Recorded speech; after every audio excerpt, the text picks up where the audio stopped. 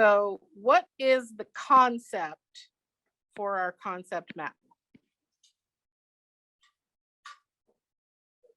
Transport.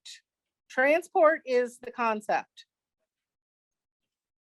How many of you know how to make concept maps, have made concept maps in your own studies? Understand what a concept map is.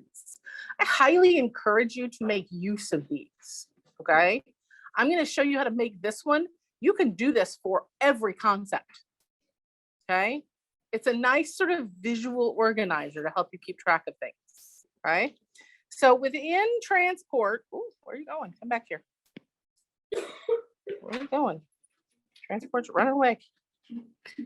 Within transport, we have two different subdivisions. What were they? So I want to be specific here. Passive processes. And the reason I want to be specific is because when you get over to active, the word active shows up a lot. Active processes. Okay.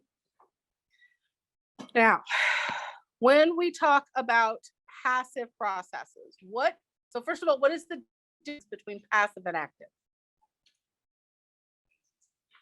So back row, I think, was where this was coming from originally. Yes, so passive processes go from high concentration to low concentration. Active processes go from low concentration to high concentration. Now, somebody said something about ATP. Who said something about ATP? I heard just a random ATP shouted out. Oh, there were two of you back there. So specifically, what about ATP? Do you need it for all active processes? No, there are different ways that we can get the energy necessary for active processes. We'll talk about them very briefly, but we'll talk about them, okay? So ATP is involved in some active processes, right? But energy is required for all active processes. Okay, the difference there? Okay. Now, as we move into our passive processes, we have what? Diffusion.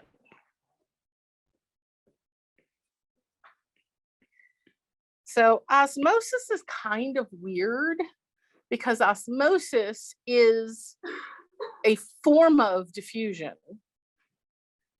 Technically, in most cases, it's a form of facilitated diffusion. We'll talk about why that is in a minute. So diffusion can break down into a couple of pieces. What were they? Simple diffusion, facilitated diffusion. And then facilitated diffusion, channel mediated,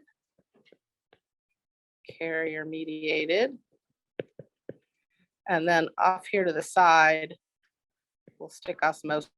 Osmosis is weird. Osmosis. I feel like there's too many letters in there.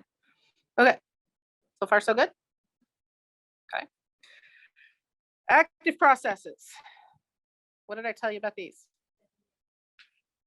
So I have primary active transport, and I have secondary active transport. There's actually one more secondary that I did not mention yet the other day because we were in a hurry, and that is vesicular transport. Okay, moving things across the membrane using a vesicle. Okay, so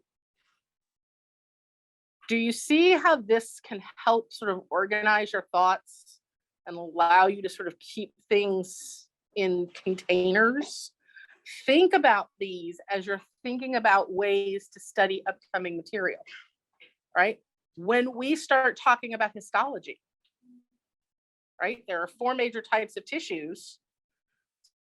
if I were going to make one, I would have tissues as my concept with 4 branches coming off of it.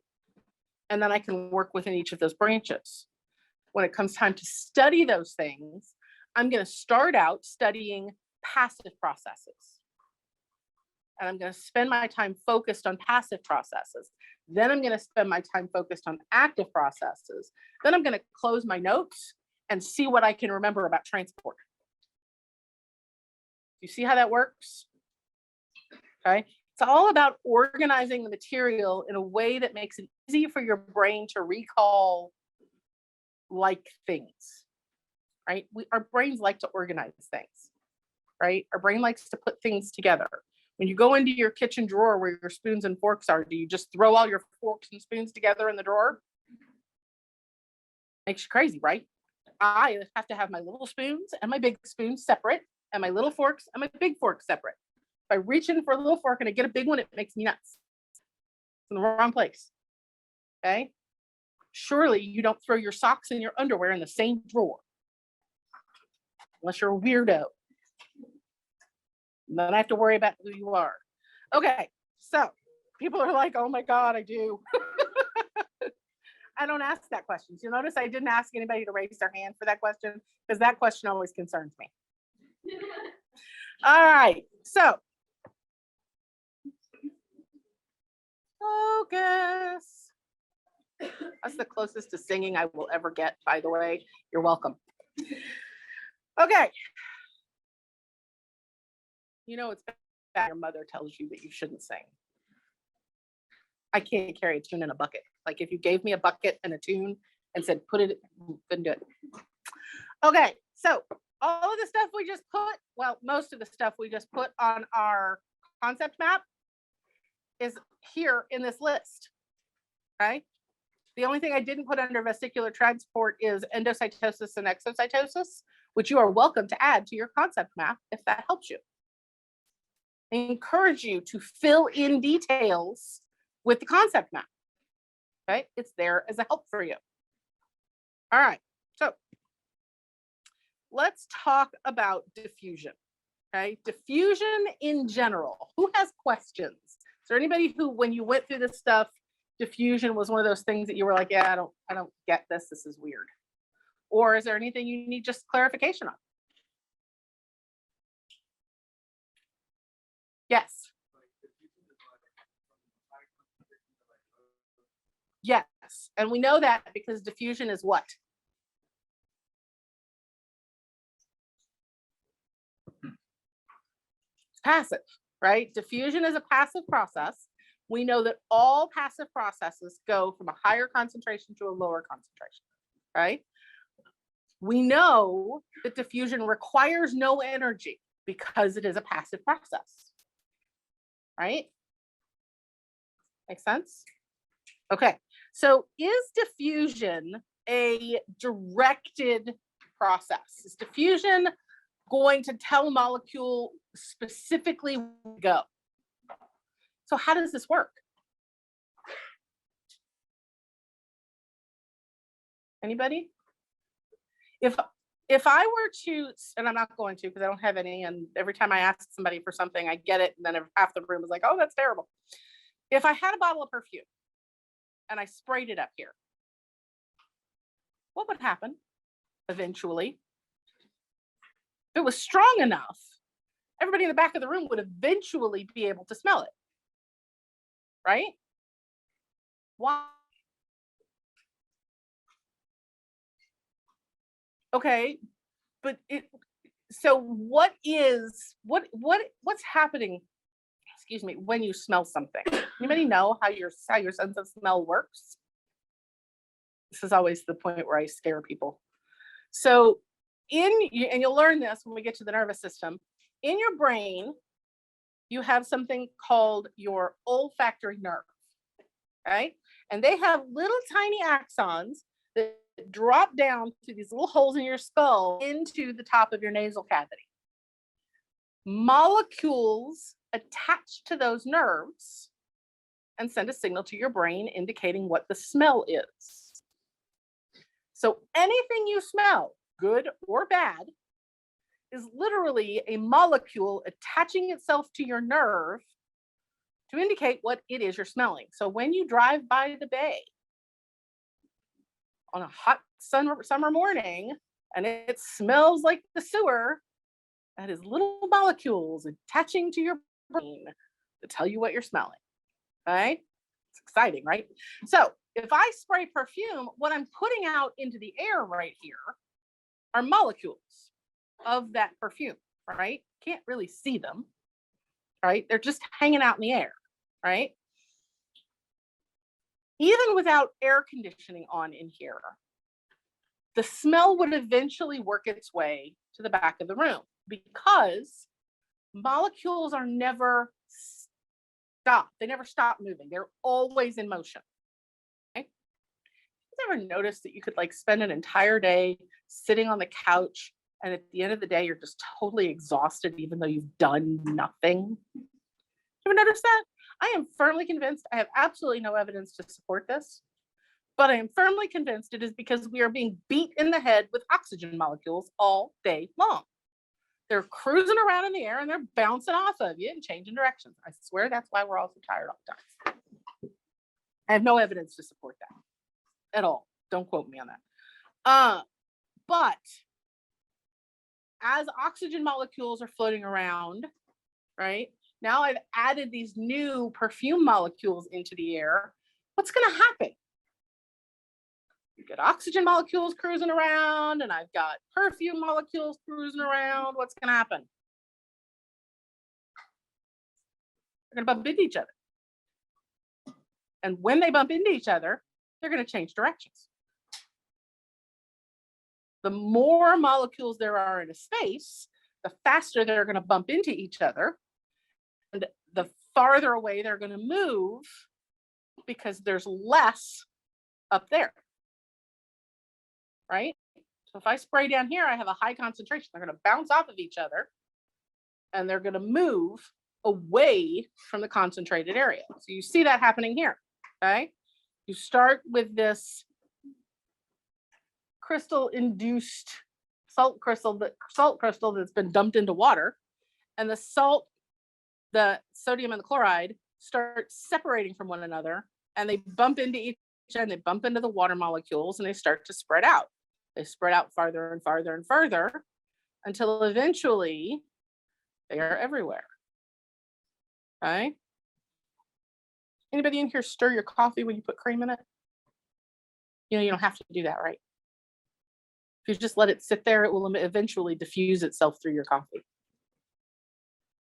It's like magic. If you're one of those people who's like, I don't want to have to bother stirring my coffee, don't. Just put it down. Okay, so do we understand what diffusion is? Do we understand why the molecules move from high concentration to low concentration? Yes? All right. So when we're dealing with this in a cell, we have an additional layer of issue, right? What is the additional layer of issue? The membrane, right? We've got to be able to randomly move across the membrane down the concentration gradient, okay? That means that the particular molecule has to be the right size, the right charge, the right shape in order to get across that membrane, okay? We'll talk about that some more in a minute. Okay. Here. All right. Now, this figure is showing you two different kinds of diffusion. What do I have on this figure? What kinds of diffusion can you see here? I have facilitated, specifically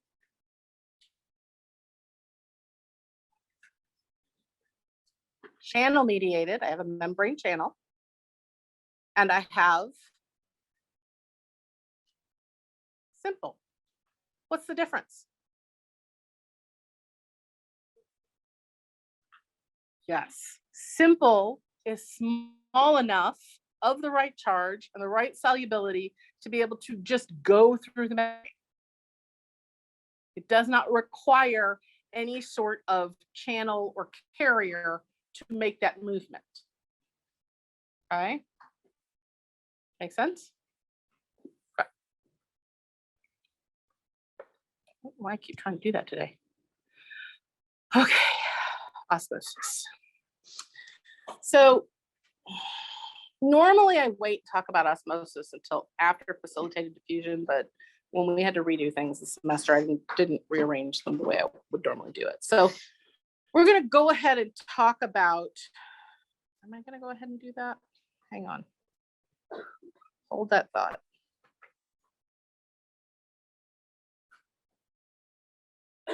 Okay, what in the world did I do here? Okay. All right, so we're gonna go ahead and talk about osmosis, and then we'll talk about everything else. So osmosis is a form of diffusion, okay? But it is specifically what? The diffusion of water across a selectively permeable membrane. Now, here's why this is important. In your cells, can water move just on its own across the phospholipid membrane? Why not? Because the phospholipid bilayer has those hydrophobic legs and won't let water through there.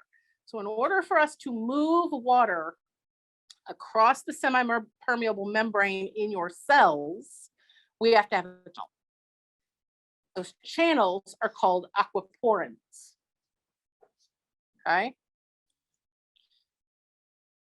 Water is going to move down a concentration gradient. It is going to move from an area of high concentration of water to an area of low concentration of water. This is where people tend to have a problem, okay? Because everybody wants to think about concentration of solutes. And in this case, I'm not talking about the concentration of the solute. I'm talking about the concentration of the water. So I'm looking for an area with a high concentration of water that is going to send that water to an area with a low concentration of water. Okay? We'll talk more about this in a minute. Osmotic pressure is an important concept. Okay? Osmotic pressure is the amount of force that is required to stop from moving across the membrane through osmosis. Okay, so sometimes we don't want water to move across the membrane, even though the gradient exists. Okay, and the amount of pressure that is required to stop that is defined as osmotic pressure. Okay, we will talk more about osmotic pressure in A&P 2. Okay. It's important that you understand the difference between osmotic pressure, which is how much energy is required to stop water from moving, and hydrostatic pressure, which is the amount of pressure necessary for water to move across the membrane. Okay, so here's the way I always explain this. If you think of this door as a membrane, okay, and I have somebody inside of the door that wants to get out, they would be water, right? And I have somebody outside holding the door closed, right? The amount of effort that the person outside has to exert to stop the door from opening is osmotic pressure. The amount of effort that the person inside has to exert to get the door to open is hydrostatic pressure. Do you see the difference? Make sense? That's all you need to worry about right now. We will talk about it in more detail, and I will give you lots of more detail about it in A&P 2. For now, I just need you to know those two things. Okay? Questions? Yes.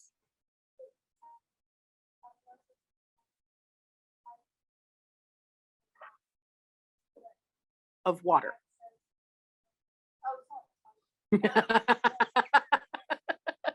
high concentration to low concentration of water, right? So that's, when they talk about solutes in here and they tell you to go from low to high, I feel like that causes confusion between active, right? So if you think about this in terms of where is the water moving, it's moving from an area where there's lots of water and very little solute to an area where there's a little water and a lot of solute. So it's moving down the water gradient. Okay. Got it? Okay. Now, understanding osmosis allows us to understand osmolarity and tonicity. Okay. So we are going to draw some pictures here. Okay. And we're going to talk about isotonic, hypertonic, and hypotonic. Now, there's some comparative terms here. Okay. So there's osmolarity, which we talked about last couple of weeks ago. Did we talk about osmolarity? Osmoles, milliosmoles? I'm pretty sure we did. 300 milliosmoles in the human body. Look, I got some people nodding emphatically yes. The number of molecules per kilogram of water. Yeah, it's there. Go back and look at your notes. It's there. It's back in chapter 2, I believe, in the inorganic chemistry section.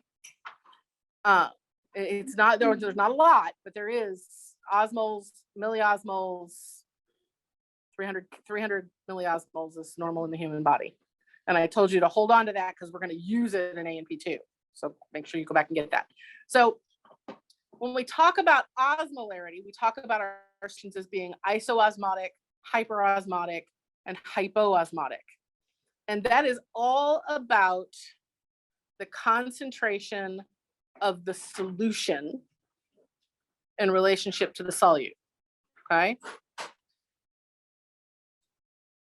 Tonicity describes the effect that that solution has on the cell. Right? These are two different things. Right? One is purely talking about the solution itself. Okay. The other is talking about the effect that that solution has on the cell. All right.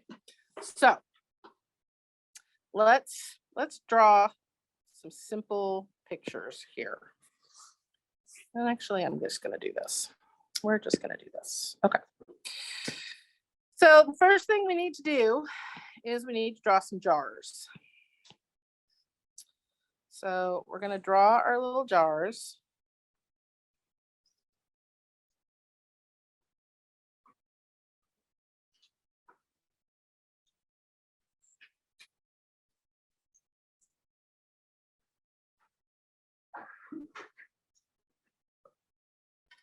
And in our jars, we're going to put some water.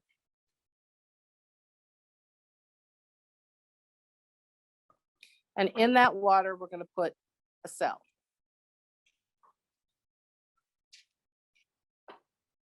So far, so good. Okay. Now, we all know that inside of the cell, there is also water. We're not going to draw the water in the cell because that just gets too complicated. Okay.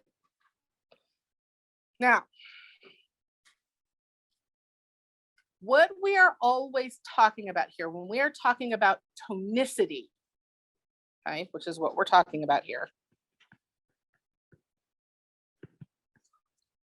When we are talking about tonicity, we are talking about the effect that the outside solution has on the cell.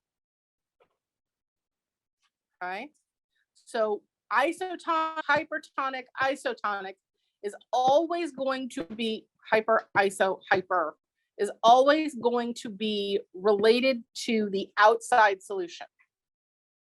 The outside solution is going to be one of those things. Okay, now. Oh, that's not what I wanted to do. Give me this. Okay. We're going to look at these in separate pieces. We're going to make this easy. Okay. We're going to consider this to be salt water and fresh water. okay? So if I have, so every green dot that I draw is going to indicate a concentration of salt, okay? The more dots there are, the higher the concentration, okay? So if I draw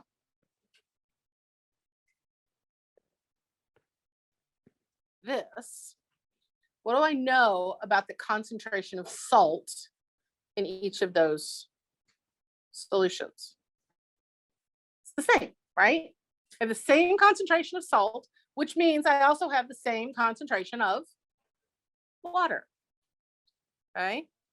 So if my concentration of water, which is what I care the most about, if my concentration of water is equal inside and outside of the cell, is there going to be any movement of water into or out of the cell? It's kind of a trick question. What did I tell you about molecules and movement? Yes, molecules are always moving, right? They're always moving. There's always going to be some movement, but in this situation, the movement of water is going to be equal in and out of the cell. Make sense? Anybody have an idea what I would call this solution? Isotonic.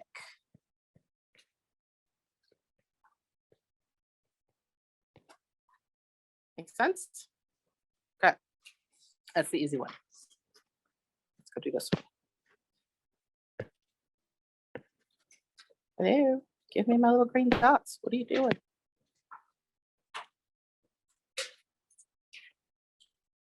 Not drawing. Having some sort of, maybe I'm too big. Oh, there we go. I zoomed in too far and scared it.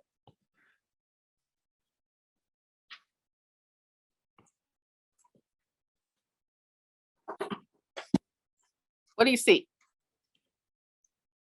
Somebody describe these two solutions to me. In regular words, not using fancy words. They're not equal, okay? There's a higher salt concentration in the cell, but I don't really care about the salt. I care about the water. So where's the highest water concentration? Outside of the cell. So the solution outside of the cell has a higher concentration of water, and the solution inside of the cell has a lower concentration of water. See that? Ready with me? What's water going to do?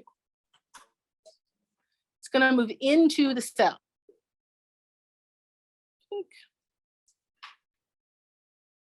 Okay, now, what am I going to call this solution?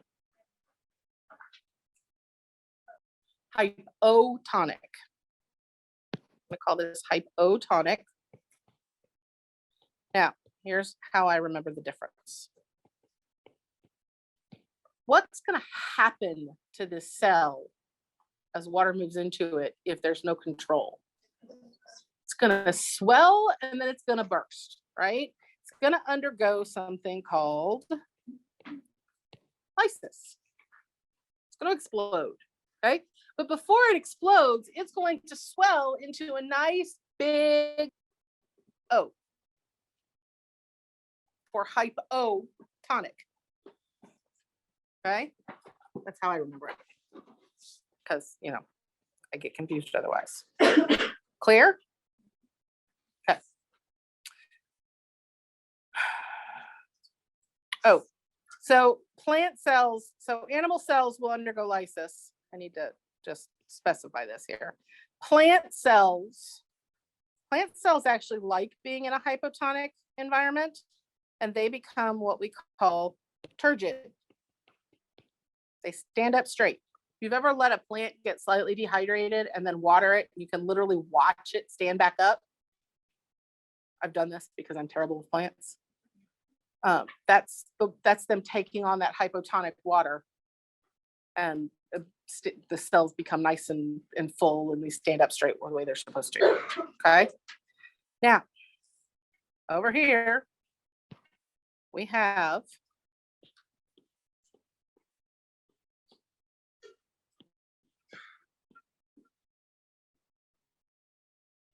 what? What's happening here? Lots of water in the cell. So my concentration of water in the cell is high. My concentration outside of the cell is low, showing me that my water is going to move out of the cell. We call this what? Hypertonic. Okay. Hypertonic solutions. What's going to happen to that cell? It's going to shrink or shrivel, or as we like to say, it's going to crenate if it's an animal cell. Okay. If it's a plant cell, not that you guys care, but it's important that you know the difference. It's going to undergo something called plasmolysis. Don't confuse this with lysis. They are two different things. Okay. Plants undergo plasmolysis. Basically what it means is that the membrane that's inside of the cell wall shrinks. Okay. How do we feel about that? Did this clear it up? Yeah, feeling better? Okay, if you understand this, you're golden. Okay, just don't get confused about what we're talking about when we're talking about these concentrations. Okay, usually that's where students screw it up. All right. How do we feel about facilitated diffusion?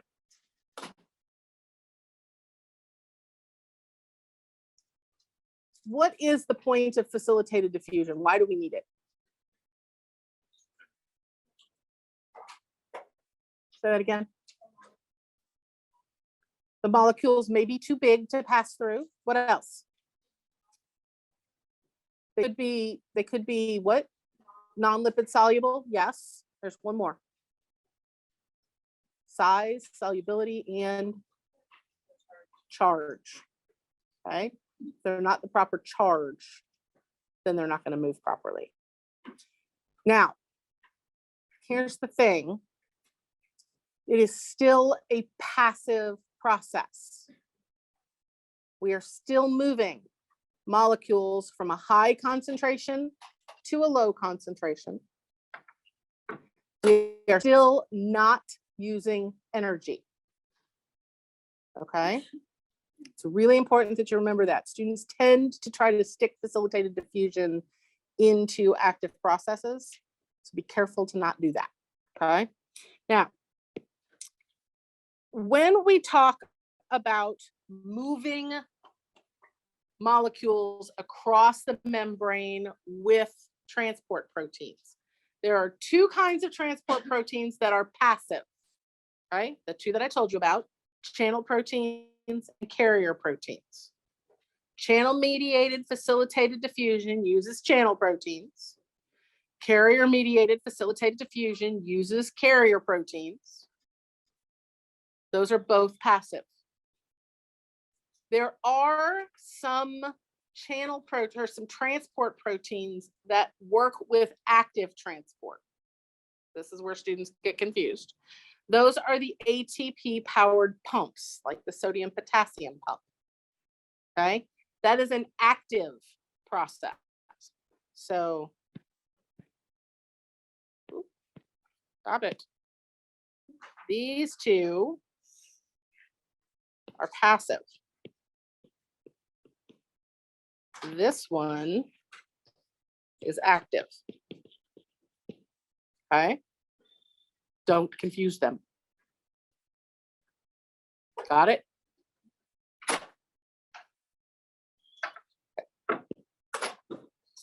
All right. Now, when we talk about transport proteins, there are three characteristics that you need to know about. One of them is specificity. We've already talked a little bit about specificity when we talked about enzymes. What does that mean?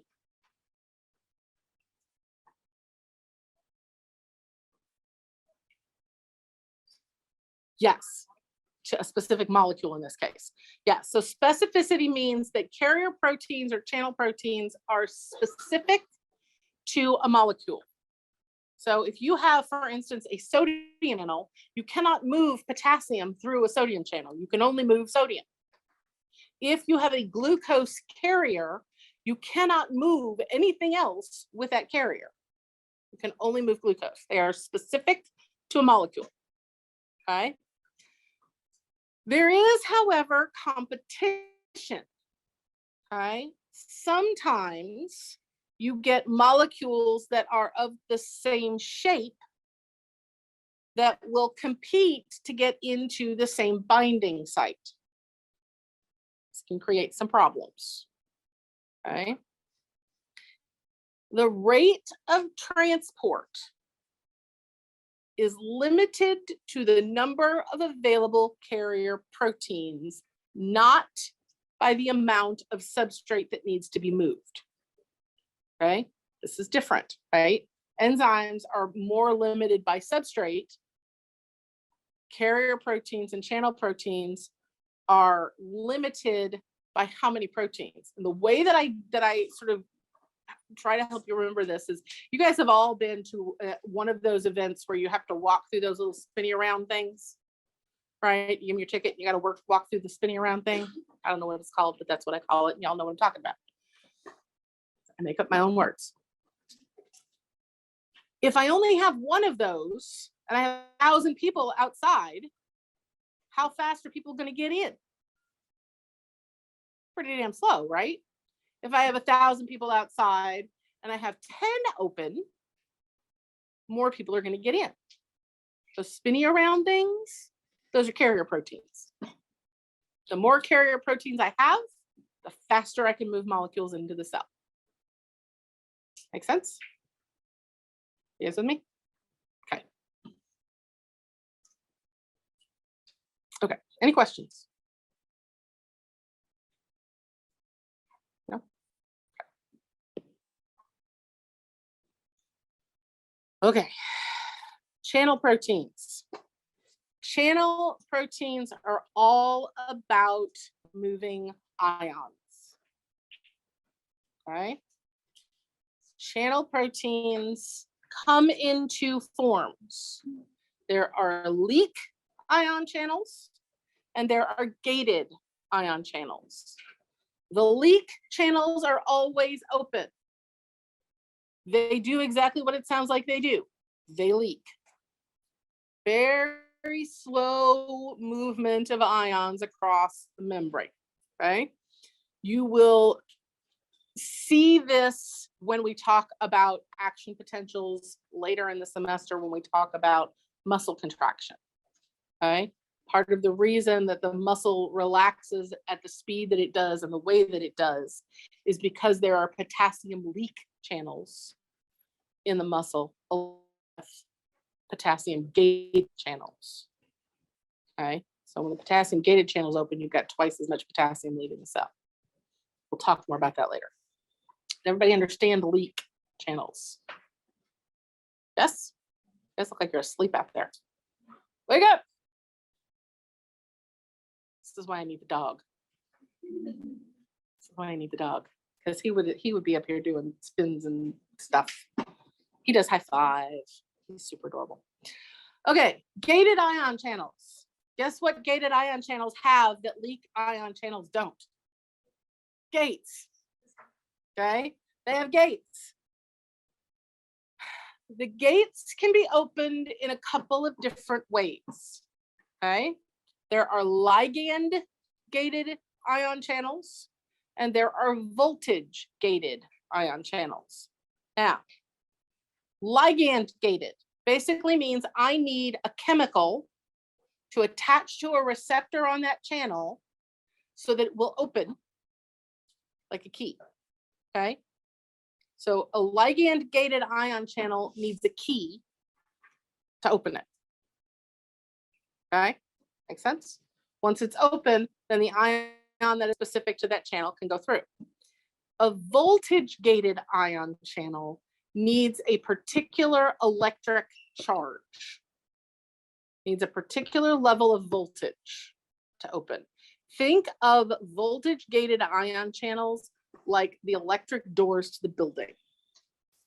Okay, when you approach that door and you set off that sensor, it sends an electrical signal down that opens that door. Okay, a voltage gated channel is going to be open because we've sent an electrical signal through the membrane, and it opens that channel and allows the movement of a particular ion. Does that make sense? Okay, so I just want to be clear here. These are going to come back. Okay, when we get to muscle contraction in particular, you will see both ligand gated ion channels and voltage gated ion channels, and you need to be able to understand the difference. So make sure that you're with me. Yes.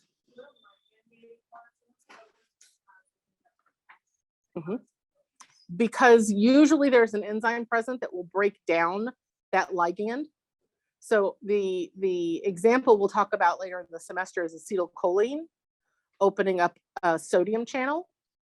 And there is an enzyme that immediately starts breaking down acetylcholine as soon as it starts binding, so that the gates aren't open for too long. Okay. Other questions? Good question. Okay. All right. Carrier proteins. Carrier proteins are also called transporters. Okay. These guys don't have gates. They have two different ends. Okay. And they're either open or closed. Okay. Depending on what needs to happen. Okay. It's all based on the shape of the protein.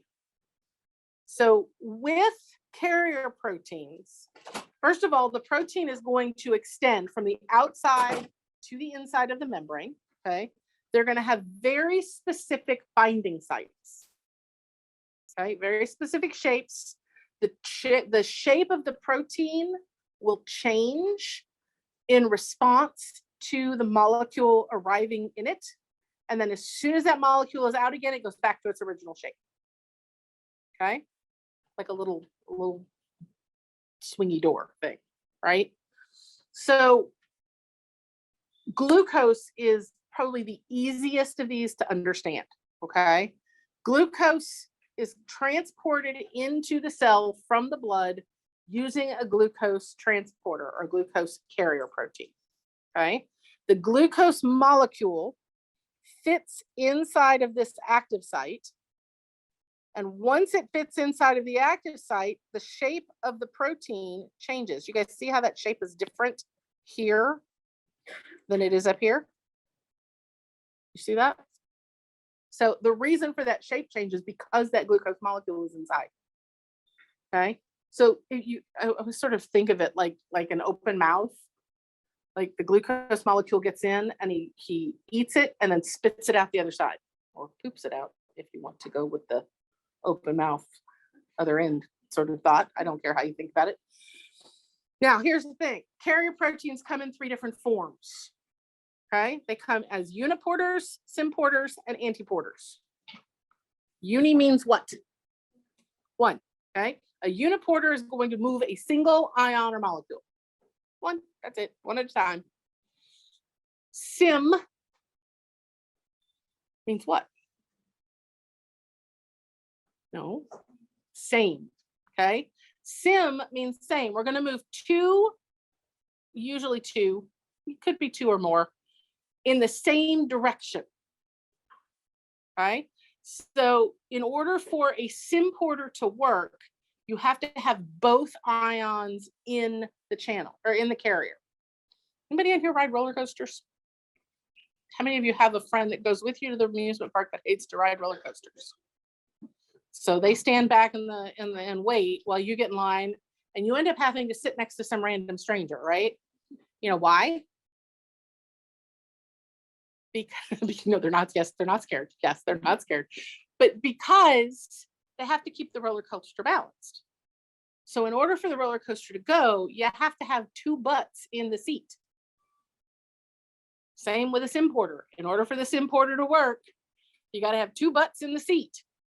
Once they're both in the seat, then they can move forward and they both move in the same direction, just like a roller coaster. Okay. Anti-porters. What does anti mean? Against or opposite.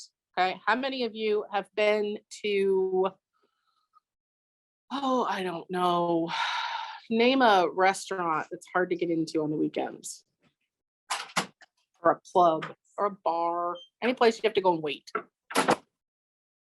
Texas Roadhouse. I don't know. I don't go out to eat that much. So when you go to Texas Roadhouse and you're waiting to get in, what are you waiting for? How do you get a seat? What has to happen for you to get a seat? Somebody has to leave.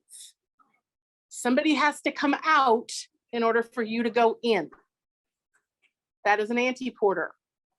I'm going to move two or more molecules in opposite directions. Okay. Again, these will come up again, particularly in AP2.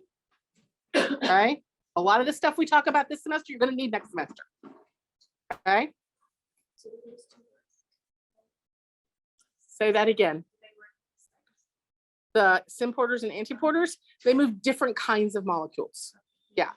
They're very specific. Certain things have to move as an anti-porter.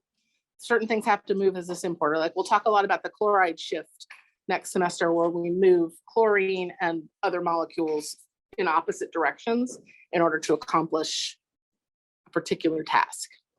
Okay. All right.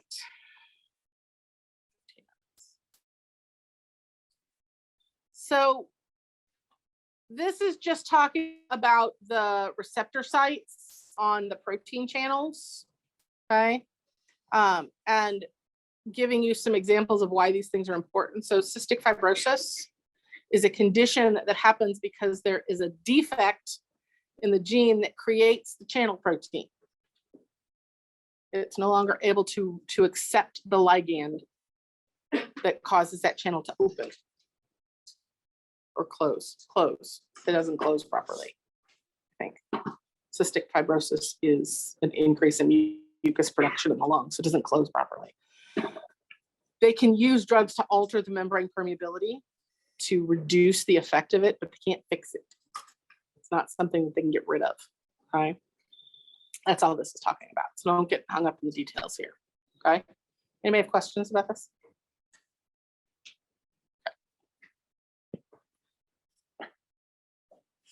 Might be able to finish this today. Would be lovely. Okay, we've already talked about enzymes. We don't need to spend a ton of time here, right? We understand enzymes? Okay. All right, moving on to active transport. I'm gonna make this real easy. Active transport is not something I ever spend a ton of time on, okay? There are two forms of active processes. There's active transport, primary active transport, and secondary active transport, and then vesicular transport, okay? Primary active transport requires ATP. We are moving from a concentration, from a low concentration to a high concentration. We're working uphill, okay? Very frequently, we are going to do this using a carrier protein, and we're going to refer to that carrier protein as a pump, okay? The rate of transport, how fast we can move things, depends on how much substrate we have and how much ATP we have. Once we run out of ATP, we can't do this anymore. Sodium potassium pump is the most common. We will talk about that a little bit when we get to muscle contraction, and then we'll talk about it again a little bit in AP2.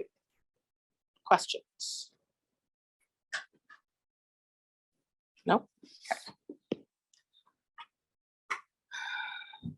This is the sodium potassium pump. I'm not going to go into a ton of detail here.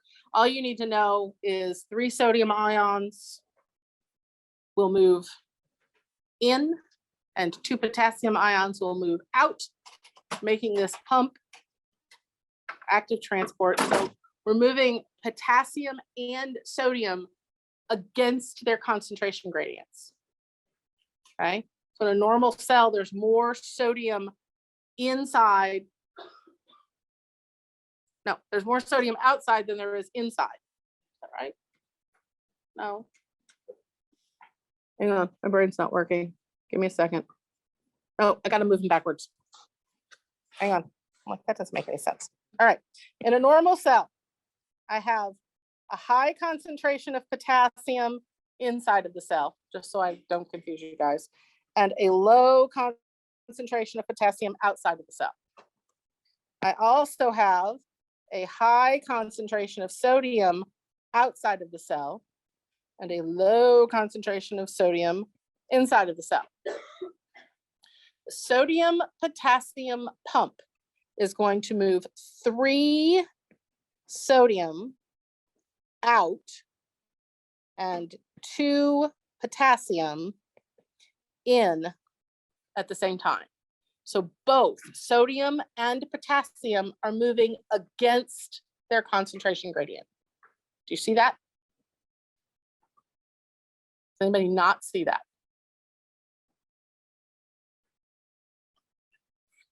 So which part? The whole thing?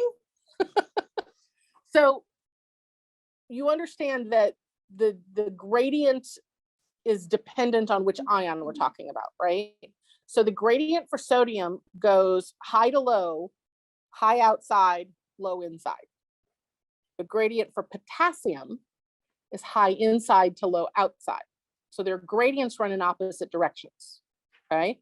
The sodium potassium pump is going to move 3 sodium from inside of the cell where the low sodium concentration is to the outside of the cell where the higher concentration is, which is opposite of what it wants to do, right? Because the normal, what normally sodium wants to do is it wants to go downhill, right? And at the same time, it's going to move potassium from its low concentration outside of the cell into the higher concentration inside of the cell. So in order to do this, we basically have to force sodium out and force potassium in using a pump and energy. Okay, did that help? Okay. It's like if you were trying to walk up the down escalator in a crowded airport, right? You'd have to force your way through. That's what's happening here. Okay. Other questions? Okay. Secondary active transport. I'm not going to spend a lot of time here. I just need you to know that this exists. Secondary active transport. Oh, I got New York there for a minute. Ooh, not sure where that came from. Boston. Secondary active transport still requires the use of energy, but it does not use ATP.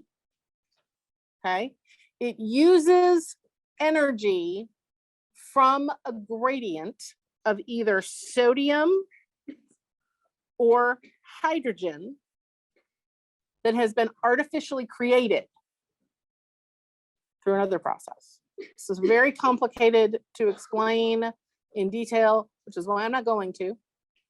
Okay, all you need to know is that it is active transport.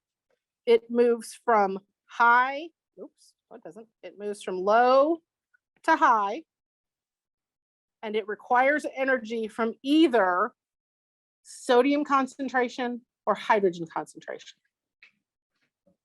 No ATP. That's all you need to know. Okay.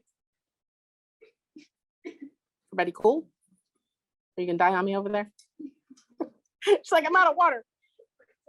It's the worst. Oh, that's the worst. Okay. Vesicular transport. This is the last slide for transport. This is exciting. Okay, this means we're caught up. So vesicular transport comes in really 3 different forms, but we're only going to talk about 2 of them, I think. So we have 2 different things here. We have endocytosis and exocytosis. So endocytosis is moving things that are outside of the cell into the cell. Exocytosis is movement from inside to out. Okay.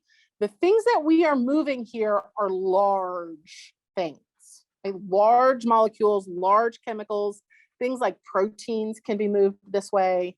Okay. Things that are way too big for any of the other kinds of transport. Okay. Endocytosis comes in three forms. Okay. The first is receptor mediated endocytosis. And the way that this works is on the outside of the cell, we have all of these little receptors.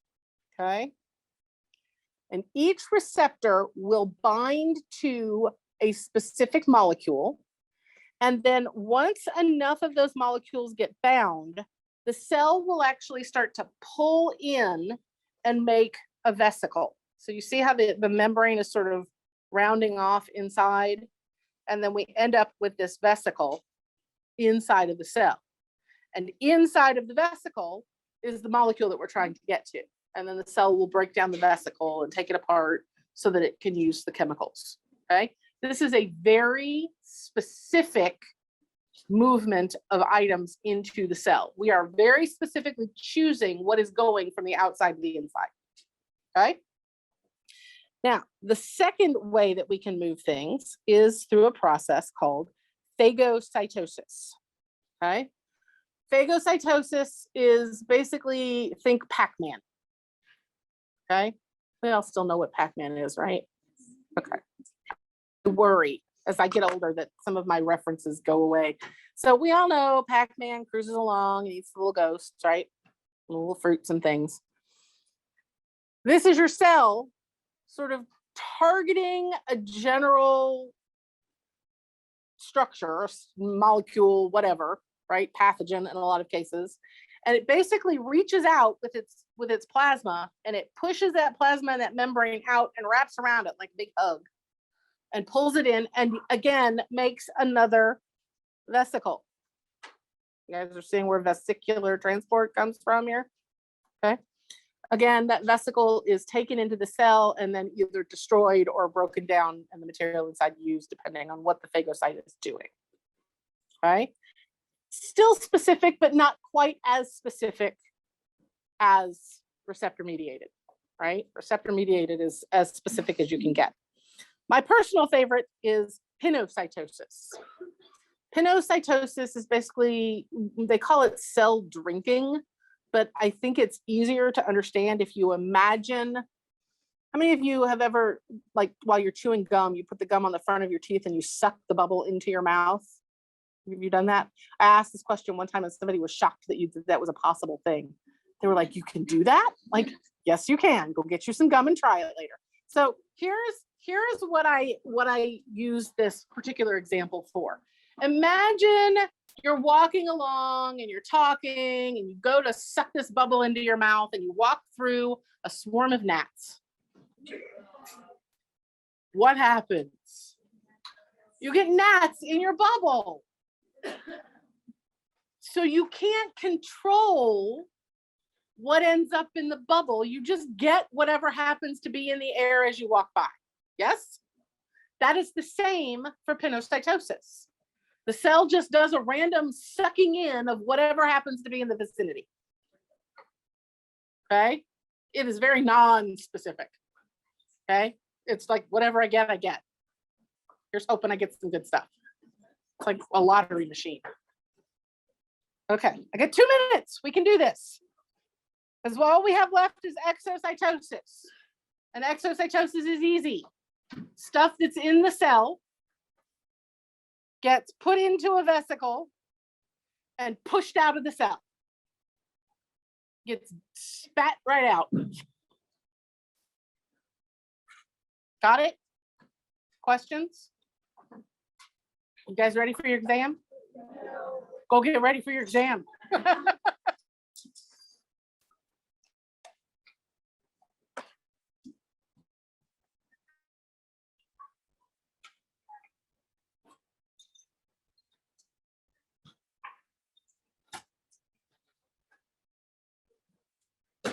Yeah.